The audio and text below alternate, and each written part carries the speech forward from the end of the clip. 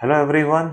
मेरा नाम गुंजन मल्होत्रा है और मैं आपके लिए एक स्पेशल वीडियो लेके आया हूँ। अगर आप एक इंटरनेशनल स्टूडेंट हैं जो जर्मनी जाके पढ़ने वाले हैं और आप अगर वहाँ पार्ट टाइम जॉब करने वाले हैं, तो मैं एक ऐसे टॉपिक पे बात करूँगा जिस पे कोई भी बात नहीं करता और ना ही करना चाहता है, बिकॉज़ वो जो टॉपिक है उसके बारे में पहली बात तो ज़्यादा लोगों को ज़्यादा जानकारी नहीं होती, जो इंडिया में बैठे हैं। और दूसरी पॉइंट ये रहता है यहाँ पर कि उससे आपकी अर्निंग्स थोड़ी कम हो जाती है, तो इसलिए इसके बारे में कोई चर्चा नहीं करता।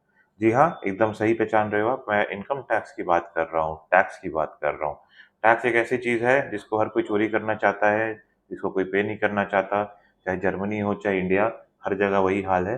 बट कोई नहीं, मैं आपको ग्राउंड रियलिटी बताऊँगा कि जर्मनी के केस में अगर आप एक इंटरनेशनल स्टूडेंट हो तो आपको क्या-क्या टैक्स पे करना पड़ता है, इनकम टैक्स कितना होता है, क्या परसेंटेज वगैरह होता है, इस पे बात करेंगे। आगे बढ़ने से पहले रिक्वेस्ट है, चैनल को लाइक कीजिए, सब्सक्राइब कीजिए, वीडियो को लाइक कीजिए और नीचे दिए हुए बेल आइकन पे हिट कीजिए। प्लस अगर अब्रॉड जाके पढ़ना चाहते हैं तो हम लोगों से जुड़िए।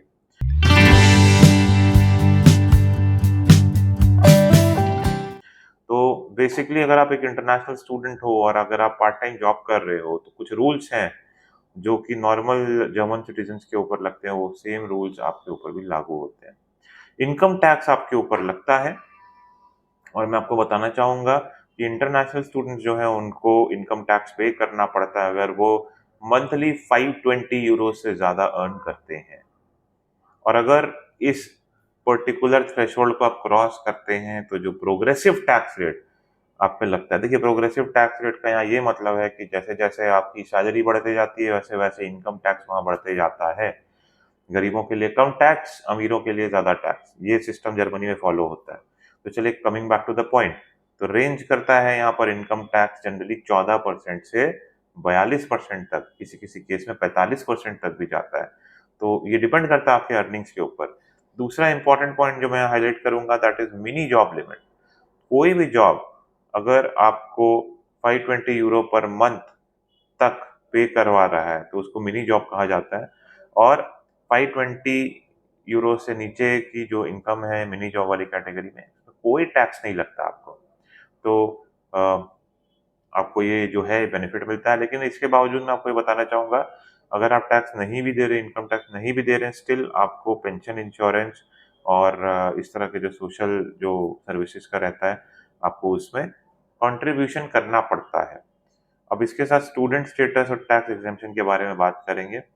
इंटरनेशनल स्टूडेंट्स अगर 20 घंटे से कम काम करते हैं पर वीक सेमेस्टर्स के दौरान, तो उस दौरान उनको उनका स्टूडेंट स्टेटस जो है रिटेन करने का मौका मिलता है। एंड उस दौरान उनको एडिशनल हेल्थ इंश्योरेंस, अनएम्प्लॉयमेंट और नर्सिंग केयर कॉन्ट्रीब्यूशंस करने की ज़रूरत नहीं पड़ती। इसको वर्किंग स्टूडेंट रूल कहा जाता है जर्मनी के केस में। इसके साथ-साथ अगर हम लोग सोशल सिक्योरिटी कंट्रीब्यूशंस की बात करें, तो इन केस अगर आप 20 घंटे से ज़्यादा work week limit regular basis में क्रॉस करते हो, उस केस में आपको एडिशनल सोशल सिक्योरिटी कंट्रीब्यूशन जैसे कि हेल्थ एंड अनएम्प्लॉयमेंट इंश्योरेंस भी पे करना पड़ता है।